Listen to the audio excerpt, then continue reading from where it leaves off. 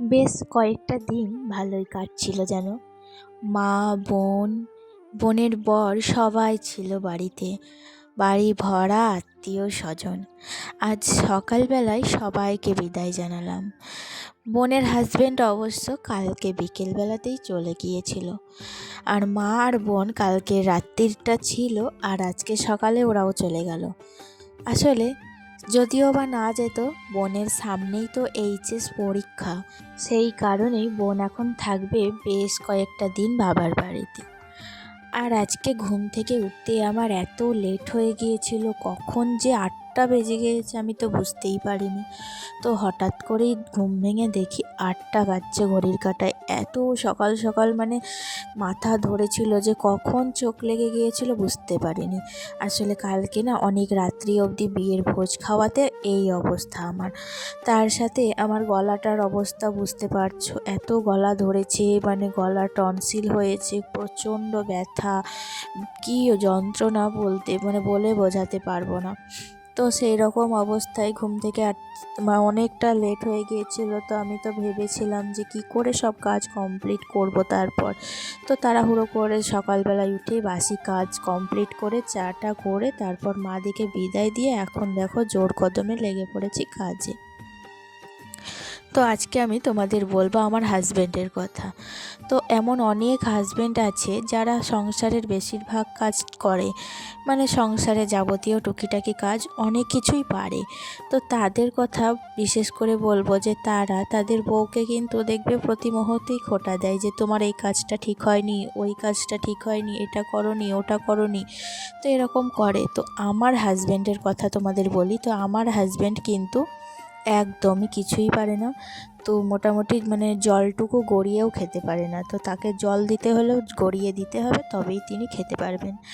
আর তার সত্ত্বেও আমার কাজ কিন্তু যদি করি, তা সত্ত্বেও কিন্তু তিনি এটা ঠিক হলো না তোমার, ওটা ঠিক হলো না, এই কাজটা পারলে না, এই রকম বক্তব্য তার। তো সব সময় এরকম অবস্থা। তো তাকে যে রেখে দুদিন কোথাও যাব সেইটুকুও নাই। একটা জামা প্যান্ট তাকে বের করে দিতে হবে, কোথাও গেলে তাকে পরে হাতের সামনে যেটা বলে সব কিছু তাকে জোগাড় করে দিতে হবে। তো কি বলবো তোমাদের, এত আমার হাজবেন্ড ছোট থেকে এরকমই হয়ে এসেছে। ওর যে 7টা দিদি, তারপরে মা, সবাই মিলে ওর এইরকম একটা অবস্থা সিচুয়েশান করে রেখেছে।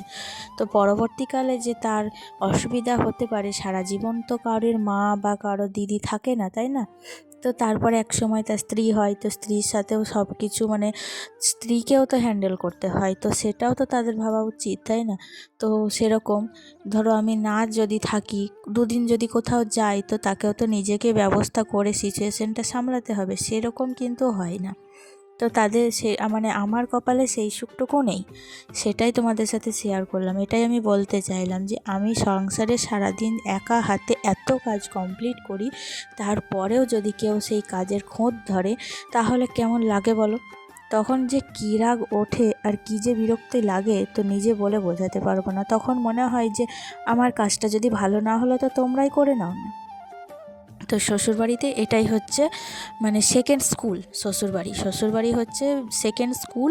সেখানে যদি তোমার কাজ করে চলে যাবে, কিন্তু কাজটা যদি ভালো না হয় তাতেও তোমার খুঁত ধরবে, আবার ভালো যদি হয় তাতেও তোমার খুঁত ধরবে। তো এই রকম অবস্থায়, এইরকম সিচুয়েশানে আমাকে 7টা ননদ, শাশুড়ি, এমনকি হাজব্যান্ড, শ্বশুরমশাই, ভাগ্নি সবারই মন জোগাতে হয়। মন জুগিয়ে আমাকে সংসার চালাতে হয়। তো আমি আজকে এটাই তোমাদের সাথে শেয়ার করলাম যে আমার পরিস্থিতিটা কেমন, তোমাদেরও তো জানা উচিত। তো সেই অনুপাতে তোমাদের সাথে আমি সবটা শেয়ার করতে ভালোবাসি বলেই তোমাদের সাথে এটা শেয়ার করলাম। তার উপরে আর একটা কথা কি জানো তো, হাজব্যান্ডের সাথে সময় কাটানো। তো বিয়ের পর থেকেই আমি কিন্তু কোনো দিন হাজব্যান্ডের সাথে কোয়ালিটি টাইম স্পেন্ড করিনি। বিয়ের পর থেকে কোথাও আমরা একসাথে দুজনায় বেড়াতে যাইনি, ঘুরতে যাইনি। তো ঘুরতে যাওয়া বলতে কি বোঝায়, এই যে বাস স্ট্যান্ড যাবো একটু, কিংবা একটু ওই যে এখানে শপিং করতে যাব, এগুলো ঠিক না। যে কোথাও একটু দূরে বেড়াতে গেলাম দুজনে, তারপরে সেখানে একটু সময় কাটালাম, সেরকম না, সবসময় বিয়ের পর থেকে বাচ্চা হয়েছে তবুও কি না তো ননদের সাথে গিয়েছি, কিন্তু কোনো দিন স্বামীকে পাশে পাইনি। এটা আমার জীবনের একটা বড় খামতি, বড় একটা আফসোস। তবুও মেয়ে হয়ে জন্মেছি যখন, সব বুকের মধ্যে চেপে রেখে, বুকের মধ্যে সব কষ্টে চেপে রেখে হাসি মুখে সবটা ম্যানেজ করার চেষ্টা করি। আমিও ভাবি যে একদিন হয়তো সেই মানে খামতিটুকু পূরণ হবে। কিন্তু কি বলো তো, এখনই তো মানে আনন্দ করার সময়, এখনই তো সবটুকু উপভোগ করার সময়। বার্ধক্যকালে সেই আনন্দ সেই উপভোগ নিয়ে কী লাভ, তাই না?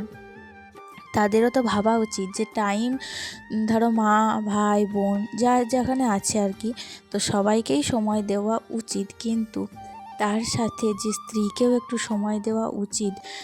স্ত্রীকে স্ত্রীর মতো সময় দেওয়া তার কর্তব্য, সেটাও তো তার মাথায় রাখা উচিত, তাই না?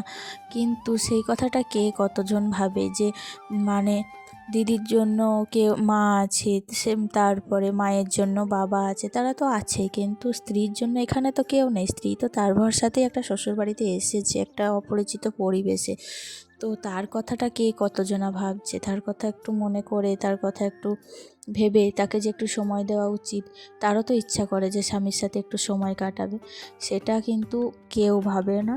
মানে তার মানে সেই বক্তব্য আমি মানে বলতেও চাই না। আর যাই হোক, মনের মধ্যে অনেক কষ্ট আছে, সব কিছুকে ম্যানেজ করে চলতে হয়, তাই তোমাদের সাথে কথাটা শেয়ার করলাম, আজ মনে হলো অনেক দিন পর। তো যাই হোক, এদিকে তো বিয়ের পর্ব প্রায় মোটামুটি শেষের দিকে। এখন দেখো সমস্ত জামা কাপড়গুলো তুলে রাখছি, শীতের পোশাক, আর যেগুলো আয়রন করার সেগুলো আজকে কয়েকটা আয়রন করব। আসলে অনেকগুলো শাড়ি জামা ব্লাউজ সব কিছুই বেরিয়ে গিয়েছিল। তো মারা যখন চলে যাচ্ছিল আজকে, ভীষণই মন খারাপ করছিল। এখন যখন আমি চলে এসেছি আয়রন করতে, তখন কিন্তু একান্তই আমি মানে এইগুলো কাজগুলো করছিলাম, আর একান্তই মনের মধ্যে সেই আগেকার মাদের কথাগুলোই কিন্তু ভাবছিলাম, যে মারা ছিল, বেশ ফাঁকা ফাঁকা লাগছে ঘরগুলো, এই জায়গাটায় শুয়ে থাকছিল, এই জায়গাটায় বসে থাকছিল, এটাই কিন্তু মনের মধ্যে সব সময় ঘুরছে। আর এখন হচ্ছে ওই বিকেলবেলায়, সকাল থেকে তো দেখলে টুকিটাকি বেশ অনেক কাজ ছিল, জামা কাপড় তোলা মানে বিছানাপত্রগুলো তোলা, জামা কাপড় রোদে দেওয়া, তারপরে এদিকে নতুন যে বেড কভারগুলো ছিল সেগুলো কেচে মেলে দেওয়া, সেগুলো তুলে আনা, সব কিছুই কমপ্লিট করে রান্নাবান্না করে খাওয়া দাওয়া করে একটু শুয়েছিলাম। তারপরে চলে এসেছি এখন দোতলায় আয়রন করতে। অনেক দিন হলো আয়রনটা করাও হয় না, তো সেই কারণে এখন কিন্তু আয়রনটা সারছি। এখনও কয়েকটা শাড়ি আছে, একদিনে তো সব কিছু কমপ্লিট করতে পারবো না, তাই আস্তে আস্তে সবটা করার চেষ্টা করছি। আর আজকে কিন্তু বেশ ঠান্ডাটা কম লাগছে, আমাকে লাগছে কিনা জানি না। আসলে আমার মনে হয় দৌড়ঝাঁপ করে কাজ করছি, তো অনেকক্ষণ থেকে বসিনি, গোছাগুছির কাজগুলো করছিলাম বলেই হয়তো আমাকে একটু গরম ধরেছে, নয়তো ঠান্ডাটা কিন্তু এই সকাল সন্ধ্যা একটু একটু লাগছে। আবার তো মানে বেশ কয়েকটা দিন ঠান্ডা কমে গিয়েছিল, এখন কিন্তু আবার ঠান্ডাটা বেশ একটু একটু করে লাগছে। তো আমি তো মানে এই কাজগুলো কমপ্লিট করে নিচ্ছি, কারণ কি বলো তো, আবার না হাতে কয়েকদিন পরেই একটু বাবার বাড়ি যেতে হবে, কারণ বাবার বাড়িতে আবার একটা বোনের বিয়ে আছে, সেই উপলক্ষেই আবার যাব। সেটা এখন দেরি আছে 10-15 দিন মতো, তো সেই ফাঁকেই কিন্তু আমি এখন কাজগুলো একটু সেরে নেব। তো ইচ্ছা আছে বাবার বাড়ি গিয়ে আমি এইভাবে কয়েকটা দিন থাকবো। অনেক দিন হয়ে গেল, 3-4 মাস করে যাই, মানে আমি ওই 3-4 মাস অন্তর অন্তর যাই, বছরে 3বার করে যাই বাবার বাড়ি। তো এটাই কিন্তু আমার একটা ফিক্সড ডেট হয়ে গিয়েছে। ইচ্ছা করলেও কিন্তু যে 10 দিন থাকবো কি 15 দিন থাকবো, ইচ্ছা করলেও আমি থাকতে পারি না, আমার উপায় নেই। তো এইরকম একটা পরিস্থিতি, আসলে শ্বশুর শাশুড়ি ননদ সবাইকে নিয়ে থাকতে হয়, তো তাই সবারই মন জুগিয়ে আমাকে থাকতে হয়। যদি একটা দিন এক্সট্রা থাকবো বলি, তখন কিন্তু মানে সেটা থাকতে পারি না। তো কী এরকম একটা পরিস্থিতি না, যে বাড়িতে বড় হয়েছি সেই বাড়িতে থাকার জন্য এখন নাকি আমাকে অনুমতি নিতে হচ্ছে। কয়েকটা দিন যদি একটু বেশি থাকার ইচ্ছা হয়, তাহলেও কিন্তু সেটার উপায় নেই। কী রকম পরিস্থিতির মধ্যে দিয়ে কাটাতে হয় মেয়েদেরকে, সেটা একমাত্র মেয়েরাই জানে। তো তো যাই হোক, অনেক কিছুই কষ্ট তো মেয়েদের থাকে, সব কিছু কি প্রকাশ করা যায়? একান্তই তোমরা আমার প্রিয়জন, তোমরা আমাকে অনেক ভালোবাসা দিয়েছো, অনেক ভালোবাসো এখনও, তাই আমি তোমাদের সাথে সবটা শেয়ার করি। তোমরাই একমাত্র আমার শান্তির জায়গা। তোমরা যে আমাকে এত ভালোবাসা দিয়েছো, তো তোমাদের কাছে আমি অসংখ্য কৃতজ্ঞ, অসংখ্য ধন্যবাদ তোমাদের। তো এদিকে দেখো, ছাদ থেকে যে জামা কাপড়গুলো তুলে এনেছিলাম সেগুলো এখন আলনায় গুছিয়ে রাখছি। এরপর নিচে যাব, নিচে গিয়ে একটু নিজের জন্য টাইম স্পেন্ড করব। আসলে নিজের মাথা আঁচড়ানো থেকে আরম্ভ করে নিজের যত্ন, সংসারের এত কাজের চাপে নিজের যত্নটাও ভুলে যাচ্ছি কখন নেওয়া হয়। তো সেই কারণেই একটু নিজের জন্য সময় রাখবো আর নিজে একটু টাইম স্পেন্ড করব। তো চলো তাহলে বন্ধুরা, আজকের মতো ভিডিওটি আর বড় করছি না, এখানেই শেষ করছি। আর আমার পার্সোনাল কথাগুলো যদি তোমাদের খারাপ লেগে থাকে মার্জনা করো। আবার দেখা হচ্ছে, টাটা।